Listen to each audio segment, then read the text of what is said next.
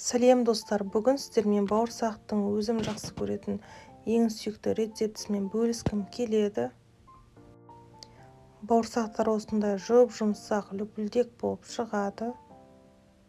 Міндетті түрде менің рецептіммен дайындауға кеңес беремін. Рецептің барлық құрамын видеоның астындағы описанияға жазып қалдырамын. Ең алдымен салқын сүтімізге ыстық суымызды құйып жылытпалап аламыз. Одан кейін ашытқымызды саламыз. Кейін тұзымызды саламыз. Одан кейін құм шекерімізді салып,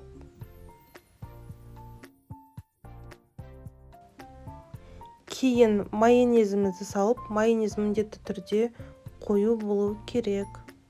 Жақсылап отырып араластырамыз. Кейін ерітілген сары майымызды құямыз. Кейін ұнымызды міндетті түрде електен өткізіп саламыз. Ұнды електен өткізіп салсақ, қамырымыз жақсы көтерілетін болады. Әрі бауырсақтарымыз лүпілдек жақсы болып шығады. Мен құрамына қанша ұн кететінін жазған жоқпын. Себебі сұйықтық қанша ұн алады, сонша ұн сала отырып илейміз. Ұнды өте көп салып керек емес, қолға жабыспайтын жақсы қамыр илейміз. Жұп-жұмсақ болып иленген қамырымыздың үстіне сұйық май жағамыз. Кейін қамырыңыз тезірек көтерілсін десеңіз, иленген қамырдың астына ыдысқа ыстық су құйып қоямыз. Менде бауырсақтың қамыры 30 минутта көтерілді.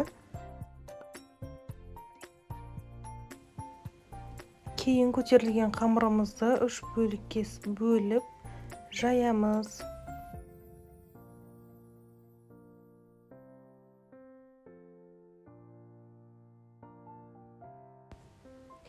Жайылған қамырымыз өте жұқа, өте қалың емес, орташа болу керек.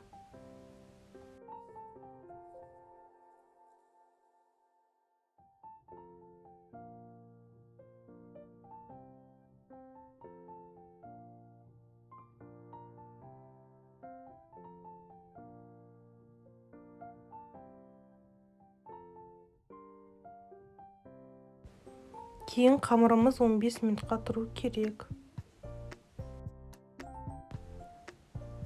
Кейін қызып тұрған майымызға бауырсағымызды салып, бір жағын 30 секундтай пісіріп аламыз.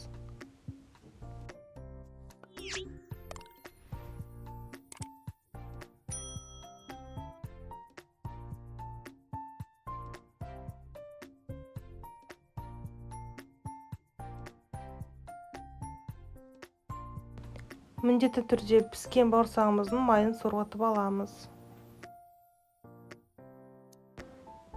Бауырсақтар өте дәмді, жұмсақ, лүпілдек болып піседі. Маған осылай пісірген ұнайды. Егер де сіздерге рецептім ұнаған болса, каналыма тіркеліп, лайк басып, комментарий қалдырып кетіңіз. Рахмет.